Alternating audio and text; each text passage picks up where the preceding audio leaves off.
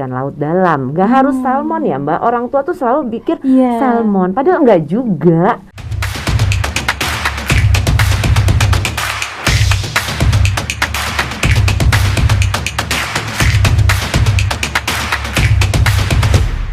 Lanjut nih dok, terkait nutrisi untuk anak.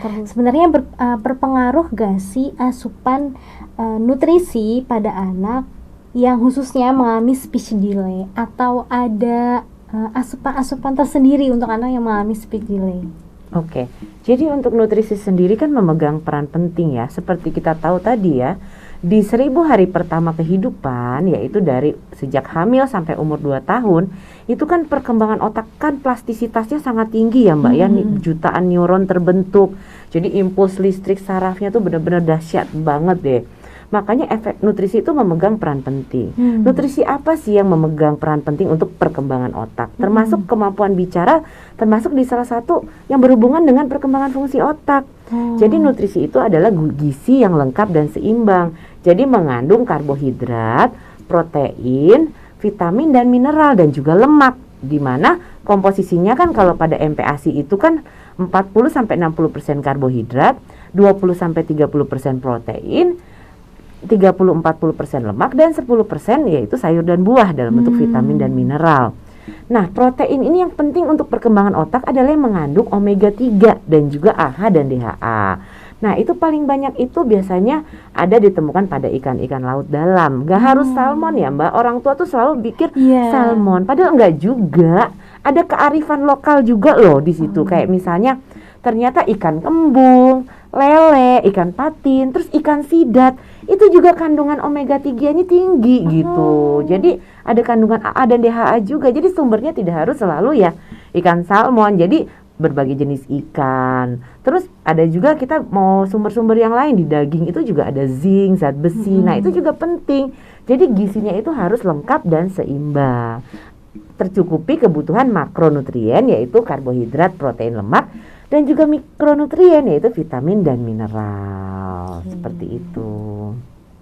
Nah, berarti bukan hanya sekedar kenyang ya dokter, tapi memastikan bahwa anak ini mendapatkan asupan 4 sehat 5 sempurna ya gitu. Nah, kalau misalnya anaknya ini gak mau makan atau biasanya sering GTM ya dok, atau gerakan tutup mulut, nah gimana tuh memberikan nutrisinya? Nah, GTM-nya itu karena apa? Balik-baliknya lagi kan ada penyebab organik, ada non-organik. Organik tuh misalnya anaknya lagi sakit, ya nggak mau makan, lagi batuk, pilek, otomatis kan nyium bau makanan juga nggak enak. Batuk, tiap mau makan, mau ngeluarin lendir, akhirnya muntah, ya kan? Terus sariawan, itu kan memang ada sesuatu ya di dia nggak enak, tumbuh gigi. Nah, itu kan bisa menyebabkan GTM. Nah, terus bisa juga ada penyakit silent disease kayak misalnya infeksi saluran kencing atau kekurangan mineral atau vitamin seperti anemia defisiensi besi. Nah, itu juga bikin anak nggak mau makan, GTM, berat badan seret gitu. Nah, ada juga penyebab lain. Nah, penyebab lain itu kalau penyebabnya non-organik. Kita cari tahu dulu apa penyebabnya. Contoh, penyebabnya makanan. Makanan itu kan ada 5 hal ya Mbak. Ada rasa, ada bau, ada tekstur, ada jenis dan variasi. Contoh, dikasih makan anaknya tuh nggak mau makan dok. Ibu kasih makan apa? Bubur, semuanya dicampur. Nah, ini anak udah umur berapa? 1 tahun masih bubur semua dicampur. Padahal kita tahu ternyata sejak dalam kandungan usia kehamilan 13-14 minggu, apa yang dimakan mama udah dicicip nih sama dia di dalam kandungan lewat air ketuban. Pada saat menyusui, mamahnya makan rendang, makan sate, makan martabak yang enak-enak, dia udah cicip. Oh, ternyata pas kita masak, wah kita no garam, no gula. Padahal nggak ada masalah loh. Ngasih garam dan gula boleh kok sesuai anjuran WHO. Tapi kan jumlahnya dibatasi. Kasih makanan yang enak. Kayak contoh, ada anak datang ke saya dengan keluhan, dok nggak mau makan. Kita tanya ke mamahnya, dikasih makan apa? Bubur dok, buburnya isi apa? Ati sama santan, nggak dikasih garam, gula. Nah, terus papahnya bilang, gimana pak, saya ngelihatnya aja udah aneh dok, baunya aneh. Udah gitu dicampur minyak sama mamanya. Memang kalorinya tinggi, tapi rasanya dong, baunya dong. Jadi kan kalau dikasih makan yang enak, dok, tapi kalau dikasih kerupuk dia mau. Loh, berarti kan bukan dia nggak mau makan, memang berarti teksturnya lebih menantang kan kerupuk ya, misalnya udah 1 tahun nih kerupuk cemilan yang anak-anak itu dia Sukanya mau yang keras-keras, yang garing gitu ya. rasanya lebih gurih ya kan, bentuknya lebih menarik. Jadi kita cari tahu dulu penyebabnya. Yang kedua, feeding rule, jangan-jangan jadwal makannya berantakan. Jadi kebanyakan dikit-dikit susuin, akhirnya anaknya kenyang ya nggak mau makan dong ya. Terus lingkungan, misalnya makan sambil nonton TV, akhirnya dia fokusnya nggak dimakan tapi cuma di nonton TV gitu, atau sambil lari-larian, jadi akhirnya makannya kejar-kejaran. Terus ada juga prosedur ya, terus ada juga psikologis, misalnya anaknya lebih senang kalau makan bareng sama mama papahnya, atau jangan-jangan gini, dia nggak mau makanan ini dia dok, tapi makanan saya mau. Mamanya makan lontong dia kepingin. Nah, Tapi itu nggak apa-apa dok? Ya berarti kan rasanya lebih enak makanan mamahnya, baunya lebih menarik, bentuknya lebih menarik. Kita harus lihat dulu ini usia berapa, dan makanan selalu dirasa dulu, karena ya bukan cuma kita ya, anak juga pingin loh makan enak, dan juga kadang ada rasa bosen. Makanya bikinlah variasi seperti itu. Seperti itu ya Bunda. Jadi berikan rasa juga selain komposisi dari setiap makanan yang dimakan sama anak. Nah, terkait dengan GTM nih dok, GTM itu bisa menyebabkan speech delay nggak sih?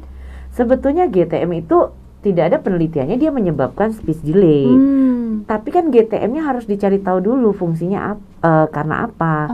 Kalau misalnya GTM-nya karena gangguan oromotor, ada hubungannya dengan keterlambatan bicara. Biasanya anaknya mengemut makanan. Tapi tanyain dulu deh, Mams, ini anaknya beneran gangguan oromotor dok, kayaknya dia nggak ngemut dok. Tapi kalau dikasih kerupuk atau kentang goreng, dia ngunyah. Berarti kan masalahnya sebenarnya bukan di oromotor, jangan-jangan di jenis makanan yang dikasih mama nih. Dia nggak doyan. Dan kadang kita yang paling susah itu adalah kita harus menerima ya sebagai orang tua Mbak. Kadang gini, kita karbohidrat itu asosiasinya harus nasi gitu.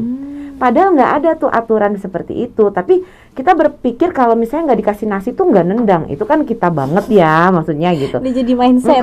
Tapi kan karbohidrat nggak harus nasi. Jangan-jangan dia nggak mau makan nasi, tapi kalau dikasih mie goreng dia mau, bihun goreng dia mau, kentang goreng dia mau. Maksudnya ya itu karbohidrat tidak harus nasi. Makanya kita harus berpikir out of the box gitu. Kita harus kenal anak kita, selera makannya seperti apa. Bikinin aja diary makanan, misalnya hari ini jam segini kita kasih makan apa, porsinya seberapa, yang habis seberapa.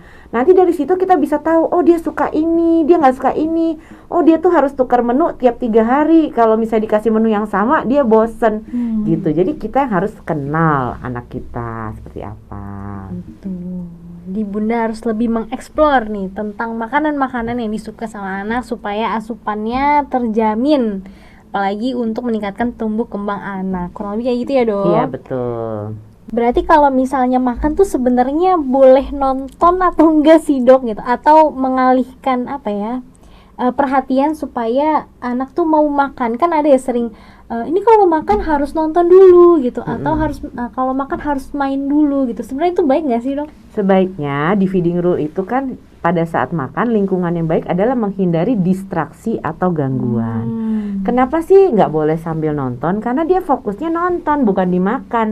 Sedangkan makan itu adalah mengeksplor dari berbagai indera, dimulai dari visual. Dia lihat dulu, oh makanannya enak ya, bentuknya menarik. Oh dia cium, baunya harum. Dia rasakan, dia taste, oh rasanya enak. Dia pakai kemampuan tangan, dia belajar nyendok sendiri nih, anak-anak yang lebih besar ya. Dia gangguan, dia sensorinya kan dia megang makanan, dia masukin ke mulut. Oh ternyata begini loh kegiatan makan.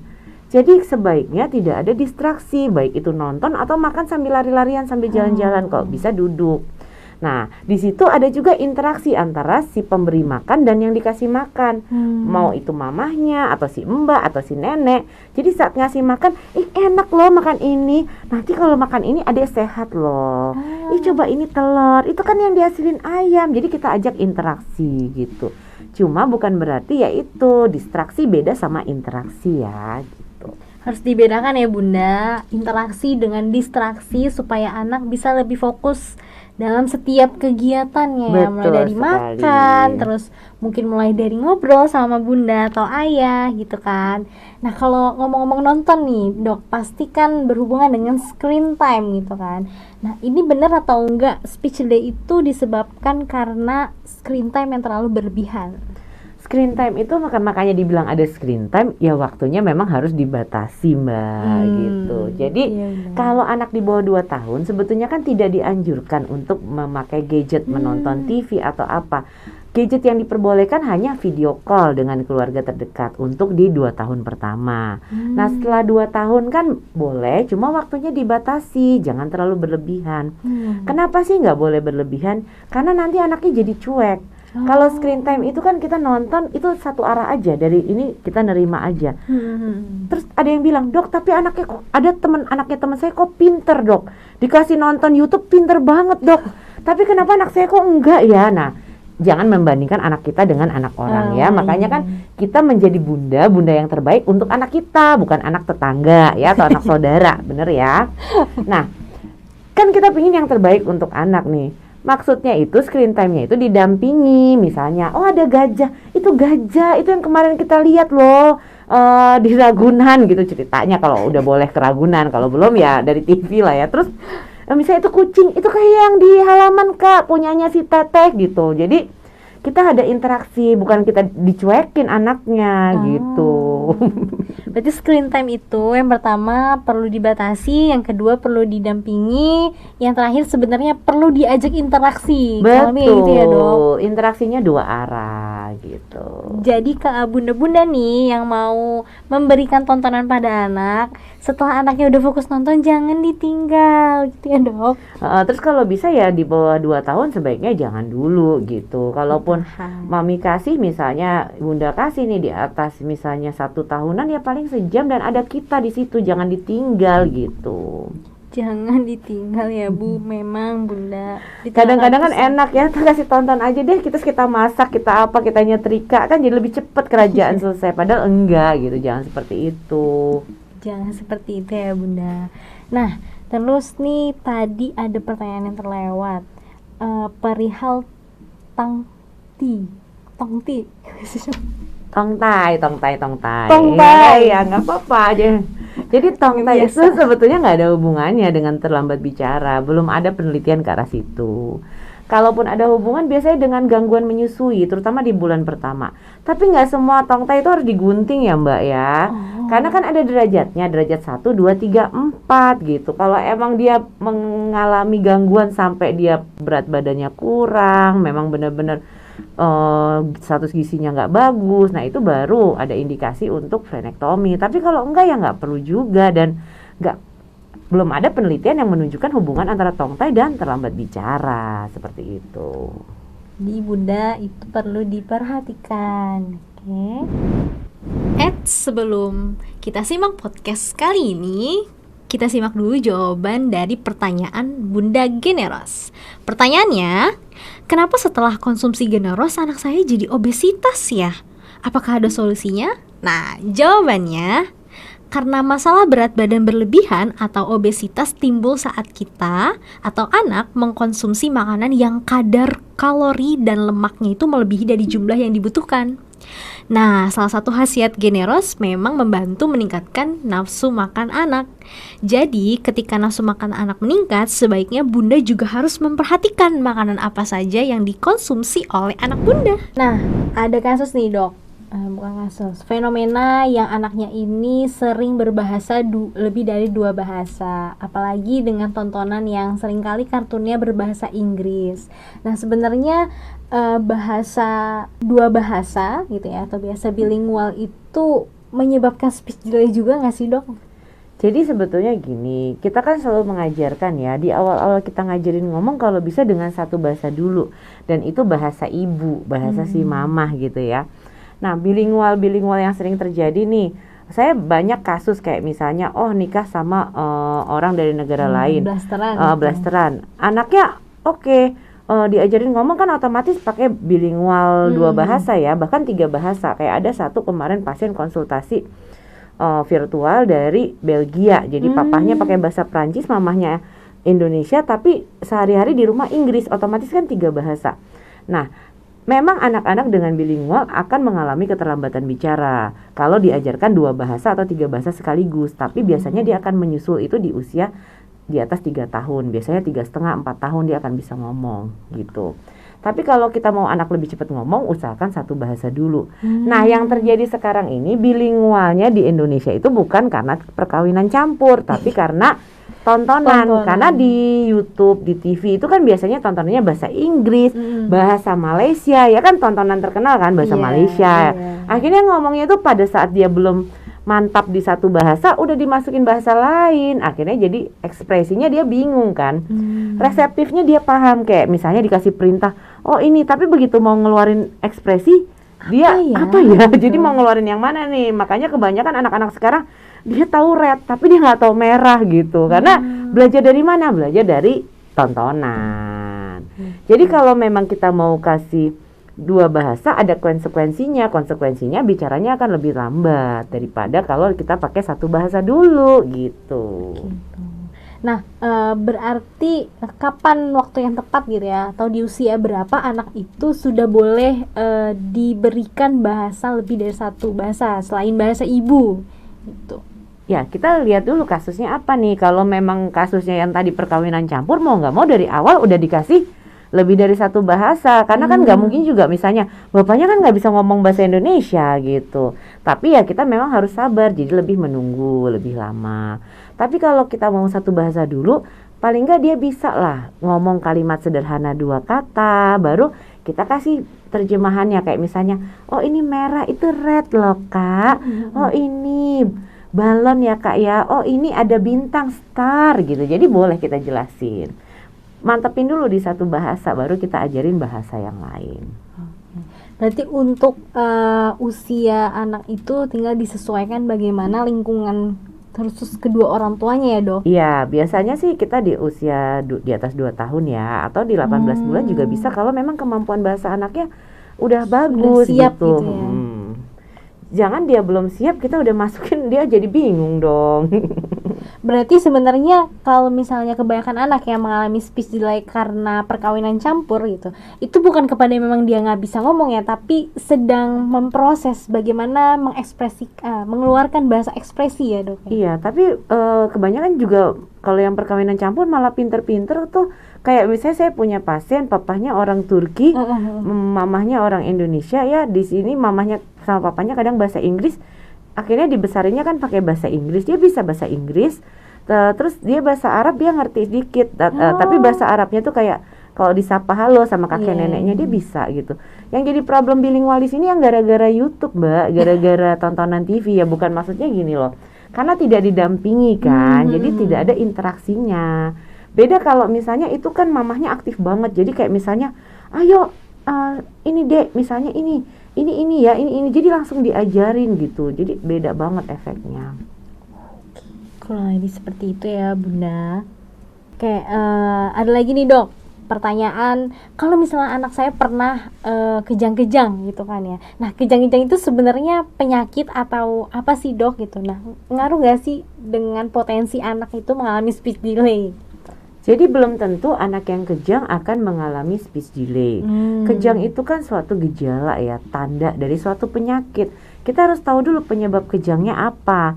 Apakah kejangnya karena epilepsi, jadi kejangnya biasanya tanpa demam, atau karena ada infeksi, misalnya ada infeksi otak, meningitis, encephalitis, atau kejang demam karena demamnya terlalu tinggi, biasanya anak 1-5 tahun. Kita lihat setelah kejang bagaimana kondisi neurologis atau kondisi sarafnya anak.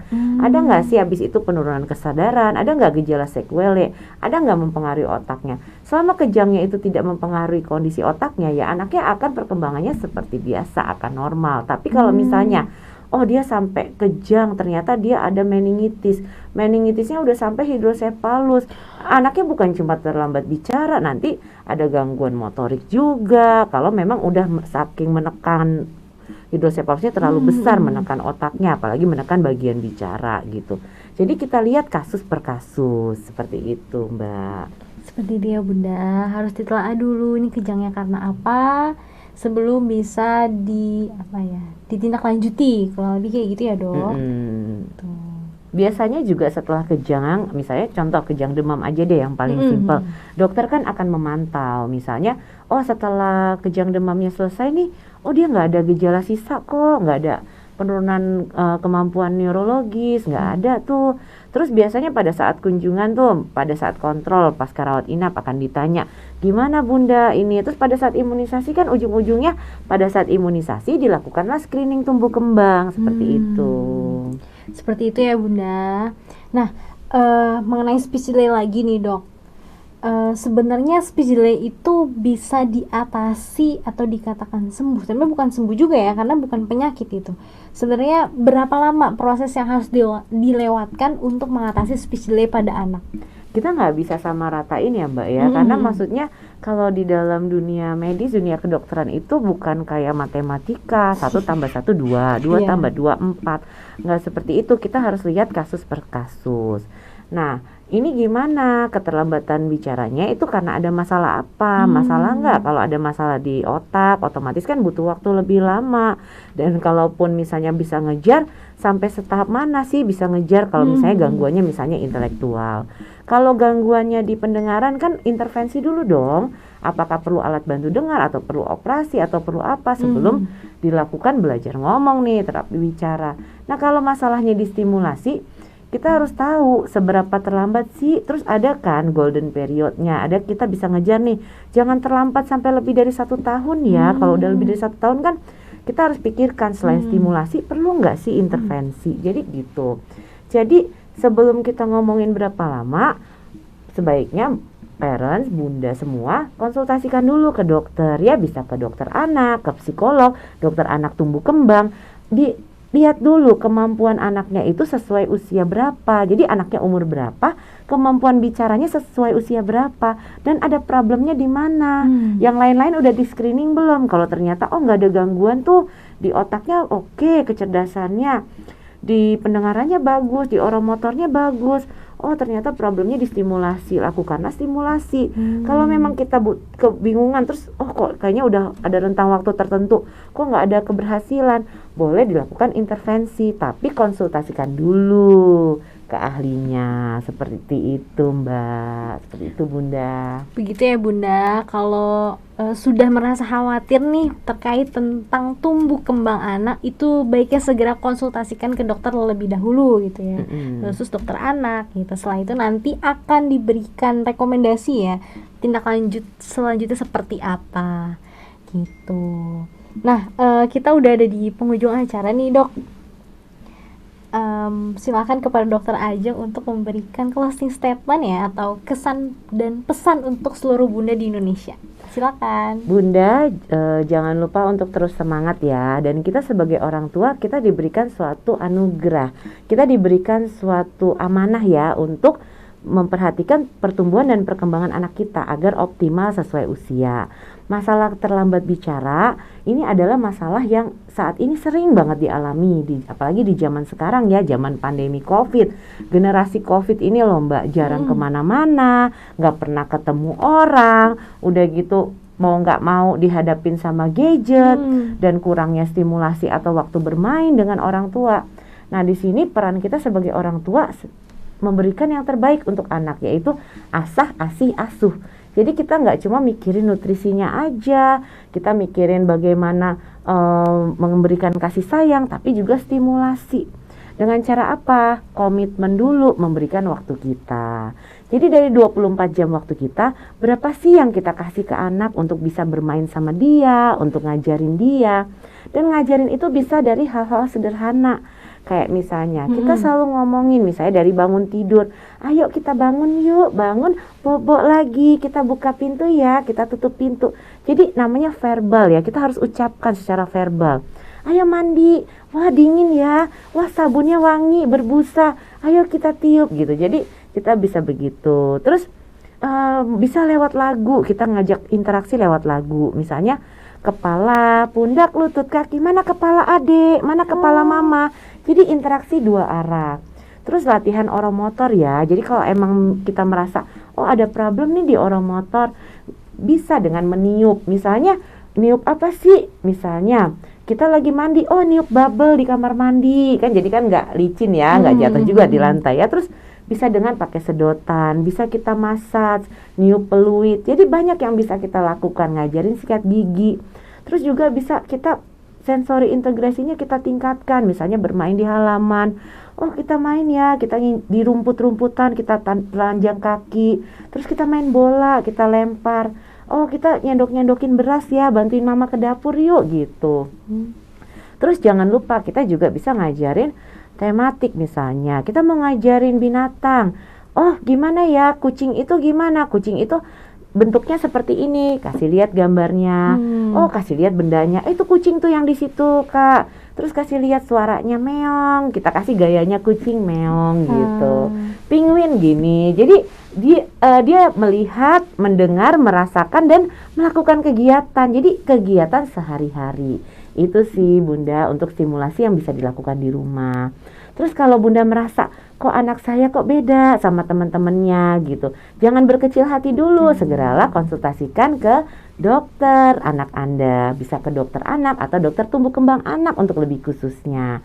Nah atau ke psikolog juga bisa ya. Jadi dilihat kemampuannya sesuai dengan usia berapa.